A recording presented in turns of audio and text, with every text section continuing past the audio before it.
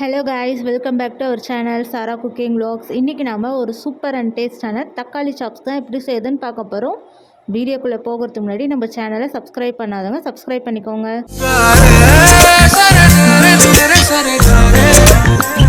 இப்போது இது செய்ய தேவையான பொருள் என்னென்னு பார்க்கலாம். தக்காளி, சோம்பு, வர கொத்தமல்லி, இஞ்சி பூண்டு, தேங்காய் கொஞ்சமாக, லவங்கம், பட்டை, கசகசா, இப்போது கருவேப்பிலை, பூண்டு, சின்ன வெங்காயம், இதெல்லாம் தான் இதுக்கு தேவையான பொருள். இப்போது நம்ம எடுத்த மசாலாவை இந்த மாதிரி மிக்சியில் போட்டு தண்ணி ஊற்றி பேஸ்ட்டாக அரைச்சிக்கலாம். இப்போது பேனில் ஆயில் சேர்த்திக்கலாம். இதில் கடலைப்பருப்பு, கடுகு, உளுத்தம் பருப்பு சேர்த்திக்கலாம். இப்போது இதில் கொஞ்சமாக பெருங்காயம் சேர்த்திக்கலாம்.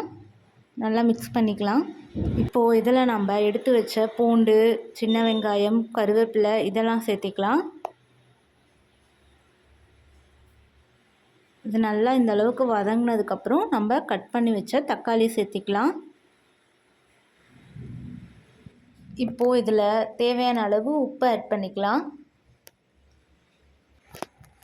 இப்போது இதில் 1/4 டீஸ்பூன் மஞ்சள்தூள் சேர்த்திக்கலாம். காரத்துக்கு ஏற்ப மிளகாத்தூள் சேர்த்திக்கலாம். சேர்த்து நல்லா மிக்ஸ் பண்ணிக்கலாம். தக்காளி கொஞ்சம் வேதங்கினதுக்கப்புறம் கொத்தி விட்டால் இந்த மாதிரி நமக்கு கிரேவியாக கிடைக்கும். ஸோ இந்த அளவுக்கு நமக்கு கிரேவியாக வந்ததுக்கப்புறம் நம்ம அரைச்சி வச்ச பேஸ்ட்டை ஆட் பண்ணிக்கலாம்.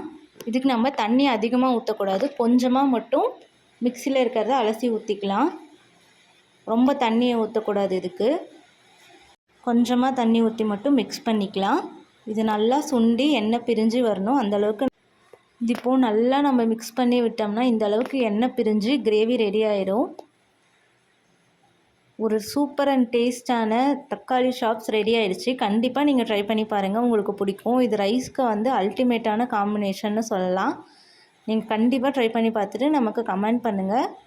இந்த வீடியோ உங்களுக்கு பிடிச்சிருந்தால் லைக் பண்ணுங்கள், ஷேர் பண்ணுங்கள், கமெண்ட் பண்ணுங்கள். தேங்க்ஸ் ஃபார் வாட்சிங்.